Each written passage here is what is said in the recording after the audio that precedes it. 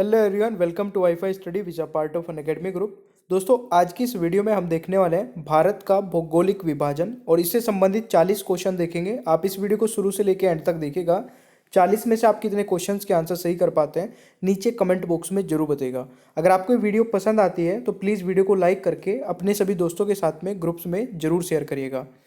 देखिए दोस्तों, मैं टेलीग्राम का लिंक ऑलरेडी आपको कई बार बता चुका हूँ। सौरभ मलिक ऑफिशियल है। इसके क्या क्या बेनिफिट्स हैं, इसको आप अगर ज्वाइन कर लेते हैं तो आपको क्या क्या मिलता है। अगर आप ये फ्री ऑफ कॉस्ट है टेलीग्राम, अगर आप ज्वाइन कर लेते हैं सौरभ मलिक ऑफिशियल, आपको यहाँ पे 5000 एमसीक्यूज़ की जो पीडीएफ है उसकी पूरी सीरीज मिल जाएगी। साथ ही साथ अनअकैडमी की जितनी फ्री क्लासेस होती हैं उनके भी सबके लिंक यहाँ पर आप लोगों को मिल जाते हैं, तो इसको अभी ज्वाइन कर लीजिएगा। दोस्तों, अनअकैडमी प्लस के क्या क्या बेनिफिट्स हैं। अगर आप अनअकैडमी प्लस ज्वाइन करते हैं तो आपको लाइव क्लासेस मिलती है, स्ट्रक्चर कोर्स मिलता है, वीकली टेस्ट, अनलिमिटेड एक्सेस, आप किसी भी एजुकेटर की क्लास देख सकते हैं, पर्सनल गाइडेंस आपको मिल जाती है, टेस्ट एनालिसिस आपको मिल जाता है, एक्सपर्ट की गाइडेंस आपको मिल जाती है, बाकी स्टडी प्लानर, स्टडी मटेरियल, ये सारी चीज़ें आपको मिल जाती है जो कि एक एग्जाम को क्रैक करने में रिक्वायरमेंट होती है। आप स्टडी टेन कोड अप्लाई करके कोई भी सब्सक्रिप्शन ज्वाइन कर सकते हैं। अनअकैडमी की सभी कैटेगरीज में ये कोड एप्लीकेबल है और मैक्सिमम डिस्काउंट इससे आपको मिल जाता है। दोस्तों, एसएससी का कॉम्बैट होता है जो कि संडे टू संडे होता है, अभी 23 जनवरी को है। आप इसमें भी एनरोल कर सकते हैं, इसका लिंक नीचे डिस्क्रिप्शन बॉक्स में, और इसमें भी आप लोगों को कोड यूज करना है स्टडी 10। ठीक है भाई। अभी देखिए 26 जनवरी से आपका सफलता बैच स्टार्ट हो रहा है और इसमें मेरा भी एक बैच आ रहा है जिसमें मैं कंप्लीट कोर्स जो ज्योग्राफी का है वो कवर कराने वाला हूँ। तो आप इसमें भी एनरोल कर सकते हैं और इसमें एनरोल करने के लिए भी आपको कोड यूज करना है स्टडी 10। और यहाँ पर एसएससी कैटेगरी का जो सब्सक्रिप्शन है दोस्तों 24 मंथ का अगर आप ज्वाइन करते हैं तो 325 पर मंथ, और 12 मंथ का सब्सक्रिप्शन आपको 542 पर मंथ मिल जाता है। कोड अप्लाई करेंगे तो और भी डिस्काउंट मिल जाएगा, कुछ कॉइन्स होंगे उनको अप्लाई करेंगे तो और भी डिस्काउंट मिल जाएगा, यानी कि ये सबसे चीपेस्ट है, आप इसको ज्वाइन कर सकते हैं। बाकी सारे टेस्ट फ्री ऑफ कॉस्ट है, आप इनमें एनरोल कर सकते हैं और कोड यूज करेगा स्टडी 10। चलिए शुरू करते हैं आज की सीरीज को, प्लीज़ पूरा एंड तक देखिएगा।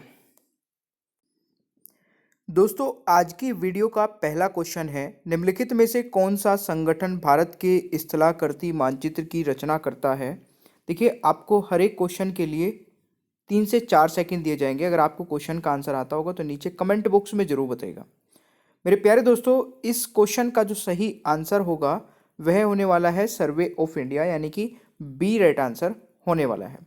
ठीक है। अगर मैं बात करूं दोस्तों सर्वे ऑफ इंडिया की स्थापना कब हुई थी, तो स्थापना हुई थी 1767 में। अगर मैं बात करूं अभी इसके हेड कौन है, सर्वे ऑफ इंडिया के दोस्तों हेड है नवीन तोमर, और मिनिस्टर कौन है दोस्तों जो रेस्पॉन्सिबल है, वो डॉक्टर जितेंद्र सिंह, जो कि minister of science and technology है। तो ये चीज़ आप लोगों को याद रखनी है सर्वे ऑफ इंडिया के बारे में। आई होप कि ये क्वेश्चन आपको समझ आया होगा और इस क्वेश्चन का आंसर जरूर याद रखिएगा दोस्तों, एग्जाम में कई बार पूछा जा चुका है। चलिए नेक्स्ट क्वेश्चन पर आते हैं। दूसरा क्वेश्चन है, पूर्वी तटीय मैदान का नाम क्या है या फिर किस और नाम से जाना जाता है। पूर्वी तटीय मैदान को दोस्तों और किस नाम से जाना जाता है। कोशिश करिए क्योंकि क्वेश्चन काफ़ी अच्छा है और आप लोगों को जरूर पता होना चाहिए। इस क्वेश्चन का दोस्तों जो सही आंसर होगा, पूर्वी तटीय मैदान का नाम और किस नाम से जाना जाता है, तो इस क्वेश्चन का राइट आंसर होगा कोरोमंडल तटीय मैदान, यानी कि इस क्वेश्चन का सही आंसर ऑप्शन सी होने वाला है। काफी बढ़िया भाई। तीसरा क्वेश्चन है, भारत का क्षेत्रफल पाकिस्तान के क्षेत्रफल से खालिस्तान गुना बड़ा है, यानी कि भारत का क्षेत्रफल पाकिस्तान के क्षेत्रफल से कितना गुना बड़ा है दोस्तों। तो इस क्वेश्चन का राइट आंसर क्या होगा, बिल्कुल सही आंसर होगा दोस्तों, भारत का क्षेत्रफल पाकिस्तान के क्षेत्रफल से 4 गुना बड़ा है दोस्तों। ठीक है, अप्रोक्स मतलब 4 गुना बड़ा है। तो इस क्वेश्चन का सही आंसर ऑप्शन बी हो जाएगा। देखिए मैं बता देता हूं कि पाकिस्तान का जो क्षेत्रफल है वो 7,96,095 वर्ग किलोमीटर है, और दोस्तों भारत का क्षेत्रफल है 3,28,07,263 वर्ग किलोमीटर। तो मतलब अप्रोक्स 4 गुना बड़ा बैठ रहा है। तो आप लोगों को यह याद रखना है। ठीक है, चलिए अगला क्वेश्चन क्या आता है दोस्तों। नेक्स्ट है, भारतीय उपमहाद्वीप मुख्यतः का एक हिस्सा है।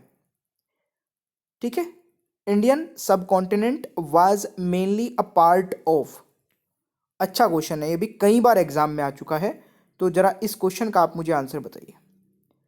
मेरे प्यारे दोस्तों, इस क्वेश्चन का जो सही आंसर होने वाला है गोंडवाना लैंड का दोस्तों जो भारतीय उपमहाद्वीप है वो किसका हिस्सा है? गोंडवाना लैंड का। यानी कि इस क्वेश्चन का राइट आंसर ऑप्शन डी होगा। थोड़ा सा दोस्तों हिस्ट्री में बताता हूं आप लोगों को। देखिए, प्रारंभ में पृथ्वी एक बड़ा भूभाग था जिसे पेंजिया कहा जाता था, जो पंसला नामक एक बड़े जल निकाय से घिरा हुआ था दोस्तों। देखिए, जो बड़ा भूभाग था पृथ्वी दोस्तों, ये दो टुकड़ों में टूट गया था, जिसमें एक भाग तो था दोस्तों जिसको कहते हैं अंगारा भूमि, और एक गोंडवाना लैंड। जो भारत हिस्सा है दोस्तों वो गोंडवाना लैंड का है, यह आप लोगों को याद रखना है। ठीक है, समझ आ गया सभी को? चलिए जी, अगला क्वेश्चन क्या कहता है, भारत में किस राज्य का सबसे बड़ा क्षेत्र है? बताइए। Which state has the largest area in India? तो यहां पे अगर मैं बात करूं लार्जेस्ट एरिया की, तो दोस्तों लार्जेस्ट एरिया जो है वो राजस्थान का है। ठीक है, राजस्थान के पास कितना एरिया है दोस्तों? Rajasthan with an area of about 3,42,239 kilometre square का जो एरिया है वो राजस्थान के पास है। और सेकंड नंबर पे आता है दोस्तों मध्य प्रदेश। ठीक है, 3,08,245 किलोमीटर। तो ये आप लोगों को समझ आ गया सभी को? ठीक है, तो राजस्थान पहले पर है और मध्य प्रदेश दूसरे पर है, इसमें कंफ्यूज नहीं होना है। भारत की तटीय रेखा कितनी है दोस्तों? भारत की तटीय रेखा, coast line of India is, आराम से सोच समझ के आंसर करिए क्योंकि हर एक क्वेश्चन एग्जाम के लिए इंपॉर्टेंट है भाई। ठीक है, तो सभी क्वेश्चंस जितने भी करा रहा हूं वो सारे एग्जाम के पॉइंट ऑफ व्यू से बहुत ज़्यादा इंपॉर्टेंट रहने वाले हैं। तो फटाफट आप आंसर बताइए सोच समझ के। इस क्वेश्चन का जो राइट आंसर होगा मेरे प्यारे दोस्तों, वह होने वाला है 7,500 किलोमीटर। ठीक है, भारत की जो तटीय रेखा है वो कितनी है? 7,500 किलोमीटर। अच्छा, कई स्टूडेंट सोच रहे होंगे कि नहीं सर गलत बता रहे हो। बिल्कुल सही बता रहा हूँ, सुन लीजिए। भारतीय मुख्य भूमि के जो समुद्र तट रेखा है दोस्तों, जो कोस्टल लाइन है वो 6100 किलोमीटर है। जितने 6100 किलोमीटर लगा रहे हैं वो भी बिल्कुल सही है, बट वो किस पॉइंट पे सही है? भारतीय मुख्य भूमि के समुद्री तट की दोस्तों। ठीक है, जबकि अंडमान निकोबार और लक्षद्वीप समूह की अगर सीमा को हम ऐड कर ले, समुद्री तट सीमा को, तो पूरा मिला के 7500 किलोमीटर होता है। तो यहां पे क्या पूछा गया था दोस्तों? भारत की तट रेखा। तो अगर पूरी भारत की पूछी जा रही है तो उसका आंसर 7500 ही लगाना है, 6100 मत लगा देना। ठीक है ना? चलिए नेक्स्ट क्वेश्चन की ओर बढ़े। अगला क्वेश्चन क्या कहता है, लक्षद्वीप द्वीप कहां स्थित है दोस्तों? लक्षद्वीप आइसलैंड लोकेटेड कहां पर लोकेटेड है, जरा बताइएगा। तो देखिए लक्षद्वीप कहां स्थित है, ये स्थित है दोस्तों, लक्षद्वीप कहां स्थित है, where is Lakshadweep island located? तो ये स्थित है मेरे प्यारे दोस्तों अरब सागर में। कहां पर? अरब सागर में। ये चीज आप लोगों को याद रखना है। ठीक है, थोड़ा सा बात कर लेते हैं लक्षद्वीप के बारे में। लक्षद्वीप दोस्तों अरब सागर में स्थित है। इसका क्षेत्रफल जो है वो केवल 32 वर्ग किलोमीटर है और यह एक केरल द्वीप है जिसमें मालदीव और से 8 डिग्री चैनल पर अलग करती है। ठीक है, तो ये चीज भी आपको याद रखनी है। अगला क्वेश्चन, लक्षद्वीप में कितने द्वीप है दोस्तों? लक्षद्वीप कितने छोटे छोटे द्वीप को मिला के बना हुआ है, बताइए जी। बिल्कुल सही कोशिश कर रहे हैं आप लोग। और इस क्वेश्चन का दोस्तों जो करेक्ट आंसर होने वाला है वह होने वाला है क्या? 36। तो ये चीज आप लोगों को याद रखनी है। देखिए लक्षद्वीप एक कोरल द्वीप समूह है जिसमें 36 द्वीप है। इसकी राजधानी दोस्तों कवरत्ती है और इसे 10 डिग्री चैनल द्वारा द्वीपों के दो समूह अर्थात अंडमान द्वीप और लक्षद्वीप में विभाजित होता है। यानी कि अंडमान द्वीप और लक्षद्वीप दोस्तों 10 डिग्री चैनल से अलग होता है। ये क्वेश्चन भी एग्जाम में पूछा जाता है, तो ये भी एक अलग क्वेश्चन है और इम्पोर्टेंट भी है। ठीक है, चलिए अगला क्वेश्चन क्या कहता है, आंध्र प्रदेश और तमिलनाडु के तटीय इलाके के रूप में जाना जाता है।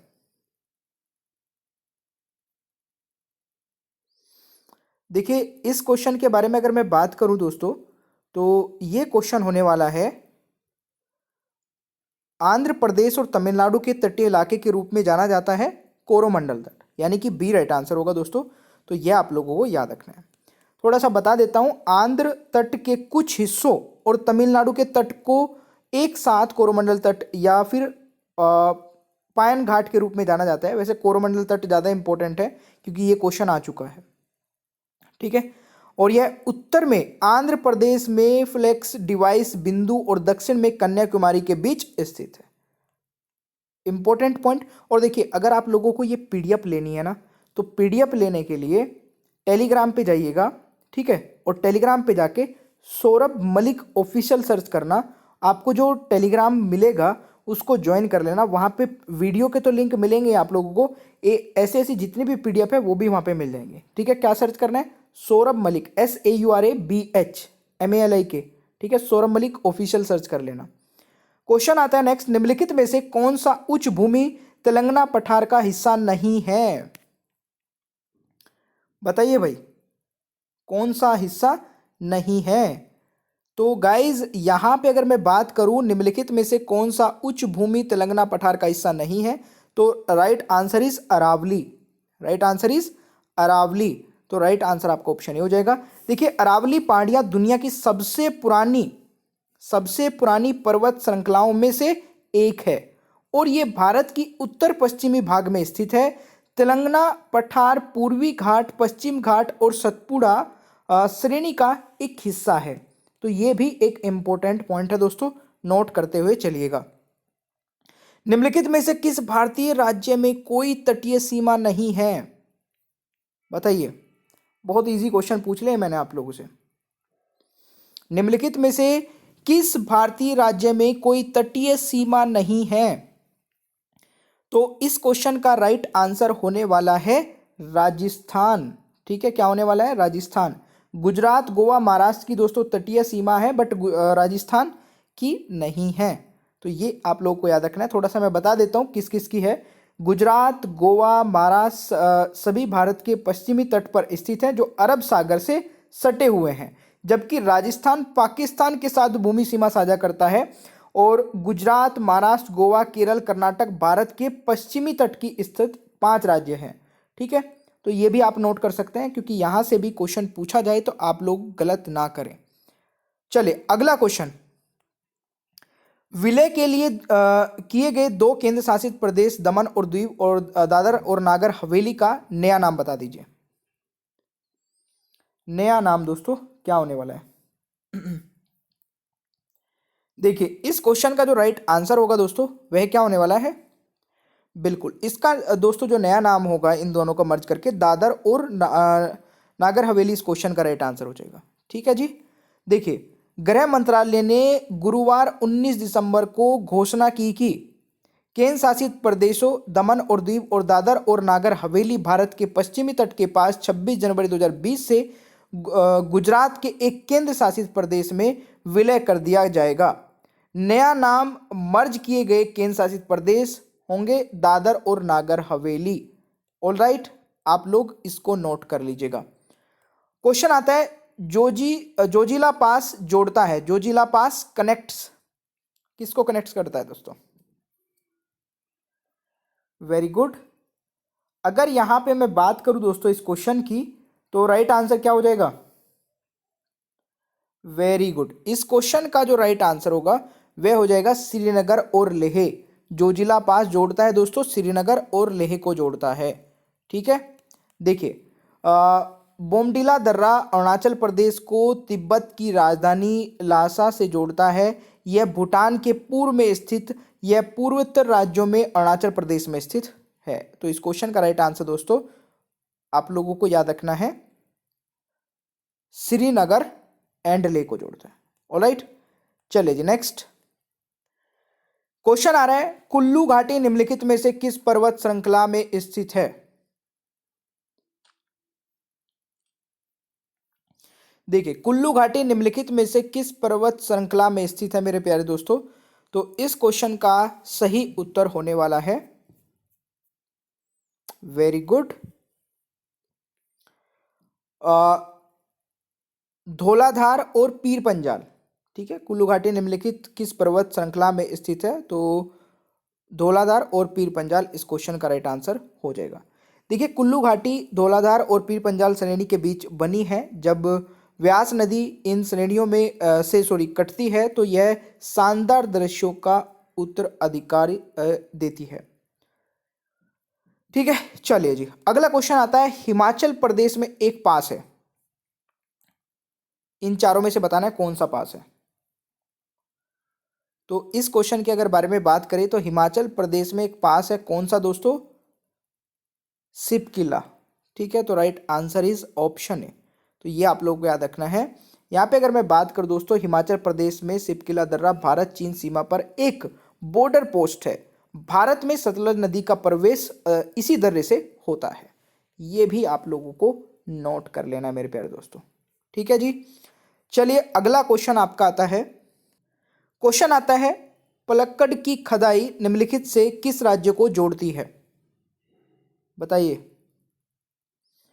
तो दोस्तों ये जोड़ती है केरल और तमिलनाडु को। ठीक है, केरल और तमिलनाडु यहाँ पे राइट आंसर हो जाएगा। देखिए यह तमिलनाडु और केरल के बीच पश्चिमी घाट में स्थित एक पास है।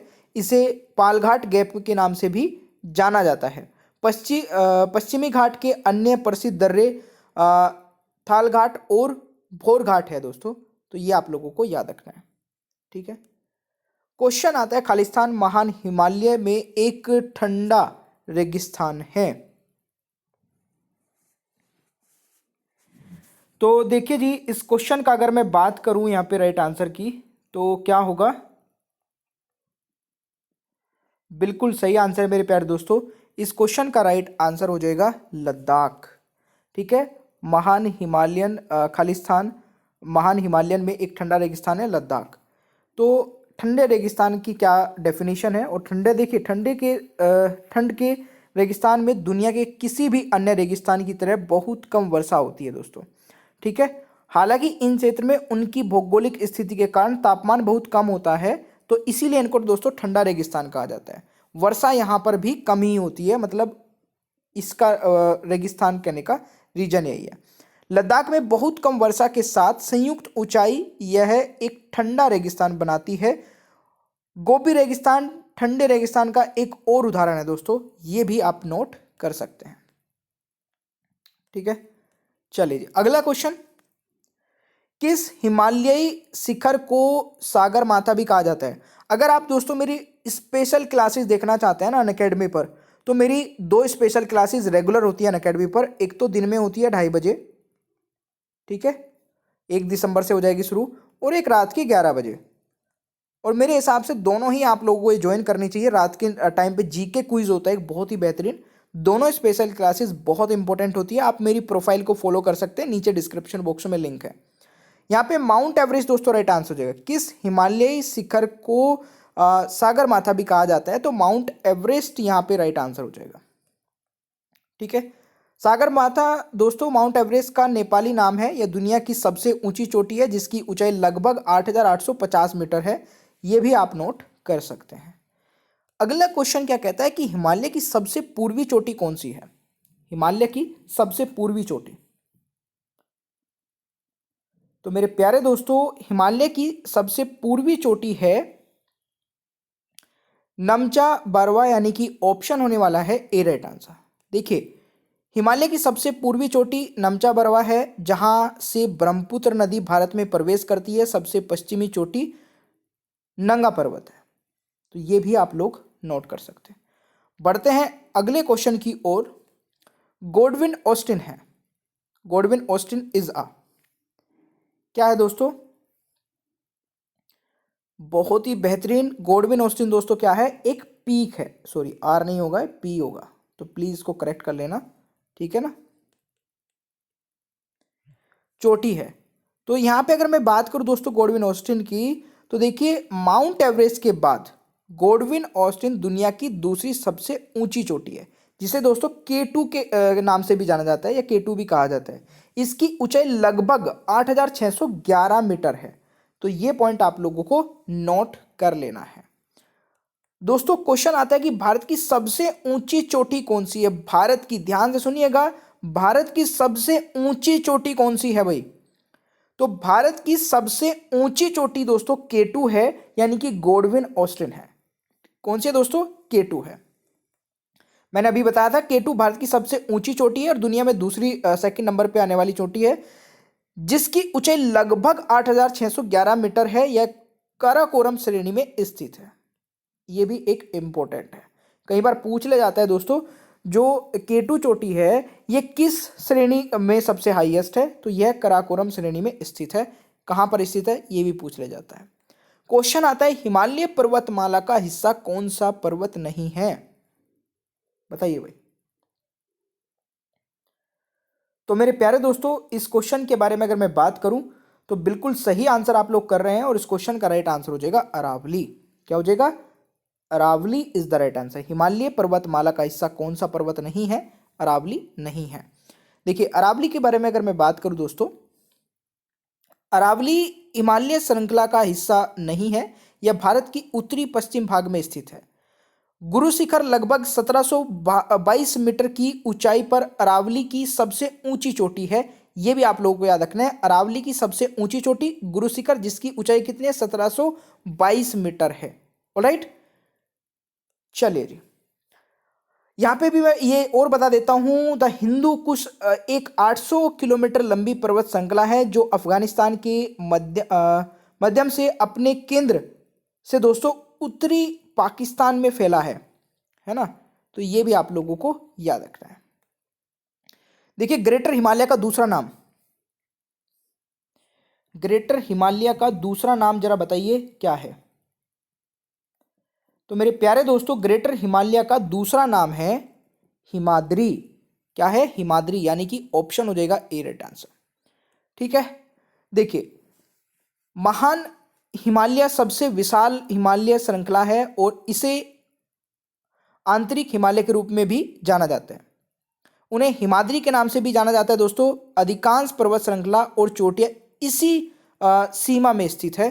ये पॉइंट काफी इंपॉर्टेंट है, नोट करके रखिएगा। ठीक है, जैसे कि मैंने पीडीएफ बता दी थी आपको, कहां से मिलेगी ये पीडीएफ?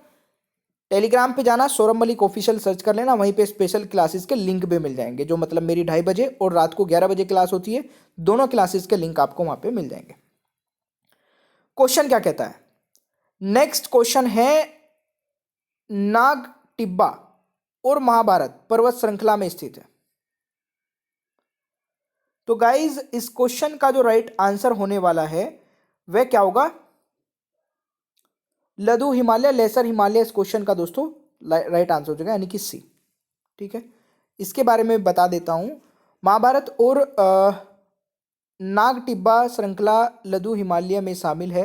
लघु हिमालय दोस्तों ग्रेटर हिमालय के 7 प्रमुख पूर्वी पश्चिम पर्वत श्रृंखला है।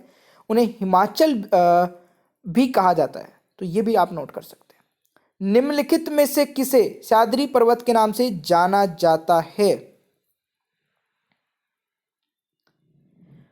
तो गाइज, इस क्वेश्चन का राइट आंसर हो जाएगा वेस्टर्न घाट। ठीक है, western Ghat is the right answer.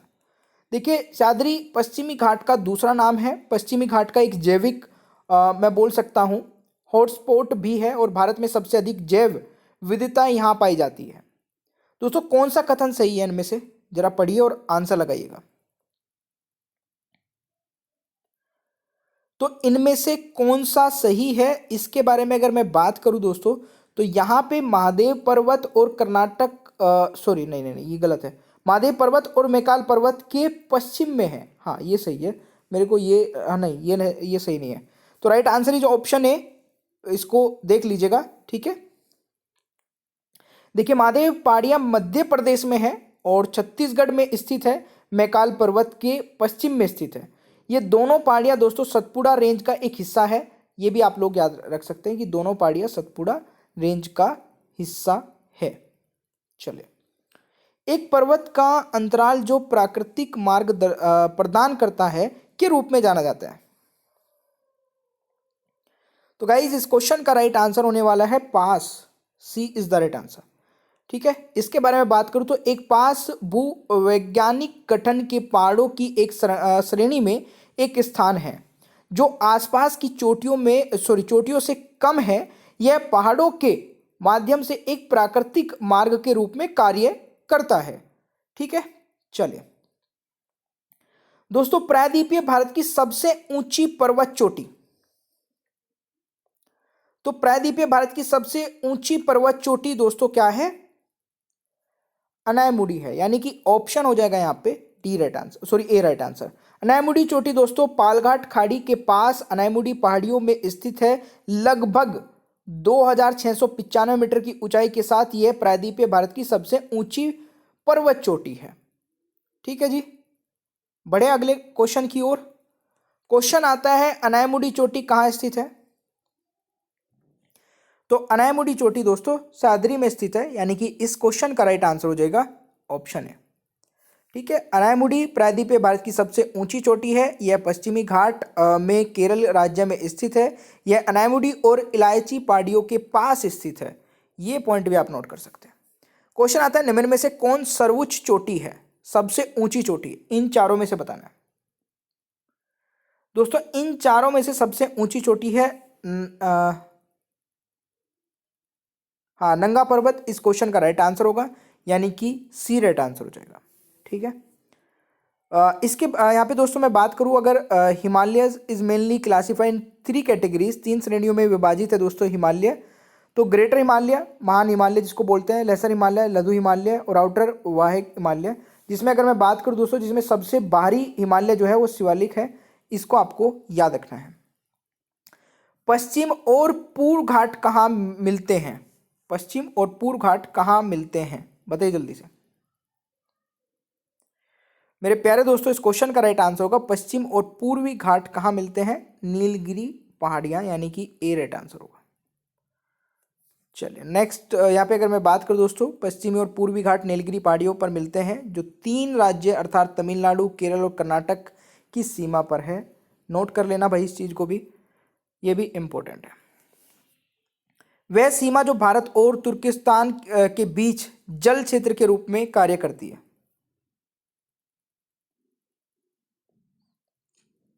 तो दोस्तों इस क्वेश्चन का राइट आंसर हो जाएगा कराकोरम, यानी कि सी राइट आंसर हो जाएगा। ठीक है, नेक्स्ट क्वेश्चन है कराकोरम अफगानिस्तान और चीन के साथ भारत का सीमावर्ती क्षेत्र है और भारत और तुर्किस्तान के बीच जल क्षेत्र के रूप में कार्य करता है।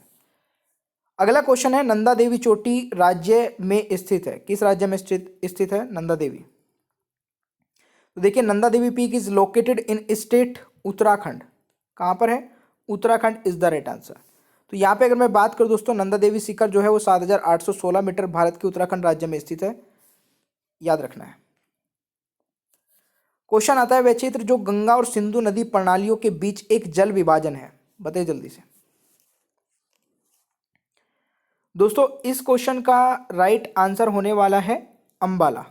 क्या होगा? Ambala is the right answer. Sorry, क्या पूछा है? वह क्षेत्र जो गंगा और सिंधु नदी प्रणालियों के बीच, हाँ Ambala is the right answer. ठीक है, हरियाणा का अंबाला शहर दोस्तों गंगा और सिंधु नदी प्रणालियों के बीच एक पानी का हिस्सा है। ठीक है, ऑलराइट। भारत में पश्चिमी तट के उत्तरी भाग को कहा जाता है, जल्दी बताइए क्या कहा जाता है? तो गाइज इस क्वेश्चन का राइट आंसर क्या हो जाएगा?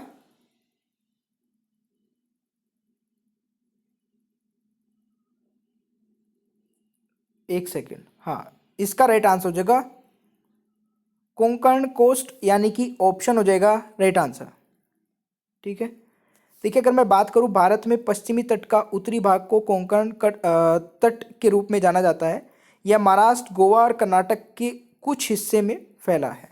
ध्यान से सुनिएगा दोस्तों, कई बार आ जाता है कौन कौन से राज्य के हिस्से में फैला है? महाराष्ट्र, गोवा और कर्नाटक। भारत की सबसे लंबी झील का नाम बताइए। भारत की सबसे लंबी झील का नाम दोस्तों कौन सा है? तो भारत की सबसे लंबी झील का नाम है, चलिए बिल्कुल सही है, वेम्बनाड झील इस क्वेश्चन का दोस्तों राइट आंसर हो जाएगा। ठीक है, तो ये आप लोगों को याद रखना है। इसकी जो लंबाई है दोस्तों वो 96.5 किलोमीटर है और लंबाई है, इस झील की चौड़ाई दोस्तों 14 किलोमीटर है। ये आप लोग याद रख सकते हैं। किस राज्य की सबसे लंबी तट रेखा है? तो यहाँ पे सबसे लंबी तटरेखा दोस्तों गुजरात की हो जाएगी। ठीक है, तो right answer is option C. निम्नलिखित में से कौन सी पर्वत श्रृंखला भारत में स्थित है? तो भारत में स्थित पर्वत श्रृंखला दोस्तों कौन सी है?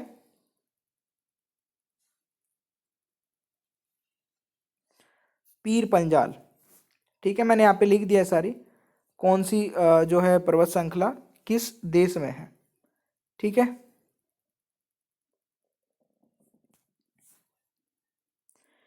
नेक्स्ट क्वेश्चन है नागा खासी और गारो पहाड़ियां में स्थित है। तो ये स्थित है दोस्तों पूर्वी सीमा पर, यानी कि A is the right answer. Naga Khasi और गारो पहाड़ी सभी उत्तर पूर्वी भारत में स्थित है। कराकोरम, जास्कर और हिमालयन रेंज भारत के उत्तर पश्चिमी हिस्से में है।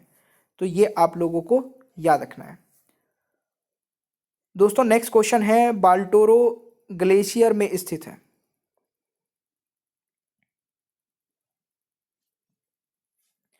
तो इस क्वेश्चन का राइट आंसर हो जाएगा, ये स्थित है मेरे प्यारे दोस्तों कराकोरम पर्वत श्रृंखला में, यानी कि A is the right answer. तो देखिए आप लोग यार एक तो लाइक कर दिया करें और स्पेशल क्लासेस देखने के लिए मेरी प्रोफाइल लिंक को फॉलो कर लीजिए, नीचे कमेंट बॉक्स में है। और टेलीग्राम को जरूर ज्वाइन कर लेना। टेलीग्राम का जो लिंक है दोस्तों वो तो नहीं है यहाँ पे, बट आप डायरेक्टली सर्च कर लेना सौरभ मलिक ऑफिशियल, आपको टेलीग्राम मिल जाएगा। ठीक है, चले। और देखिए गाइज एक बहुत ही अच्छा फीचर जो कि अनअकैडमी पर आपको मिल जाता है, जहाँ पे आप रिपोर्ट कर सकते हैं कोई भी inappropriate content in the video. मतलब वीडियो में आपको कुछ भी ऐसा लगता है जो कि स्टडी से रिलेटेड नहीं था, तो आप उसको रिपोर्ट करके अपना प्राइज़ विन कर सकते हैं। ठीक है, नीचे ही डिस्क्रिप्शन बॉक्स में आपको एक फॉर्म मिल जाएगा जिसमें आप ये चीज़ें भेज के, और जो सबसे पहले भेजेगा उसको प्राइज़ मिलेगा। ठीक है, बाकी thank you so much guys. Channel को सब्सक्राइब कर लीजिएगा, पीडीएफ भी आप डाउनलोड कर सकते हैं। बेल आइकन को ऑन रखिए और वीडियो को लाइक और शेयर करना भूलिएगा मत। ठीक है, और देखिए अनअकैडमी पर मेरी 2 स्पेशल क्लासेस हो रही है, इसके बारे में मैं बता देता हूँ। एक तो दिन में होती है दोस्तों 2:30 बजे, ठीक है, और एक होती है रात को 11 बजे। दोनों ही इंपॉर्टेंट है। और दोनों क्लासेस को आप कैसे देख पाओगे, नीचे डिस्क्रिप्शन बॉक्स में मेरी प्रोफाइल का लिंक आपको मिल जाएगा, अनअकैडमी प्रोफाइल का लिंक, उस पर क्लिक करना है, फॉलो कर लेना है, और फॉलो करते ही आपके पास नोटिफिकेशंस आने स्टार्ट हो जाएंगे। ठीक है, तो चलिए मिलते हैं नेक्स्ट क्लास में। Thank you so much.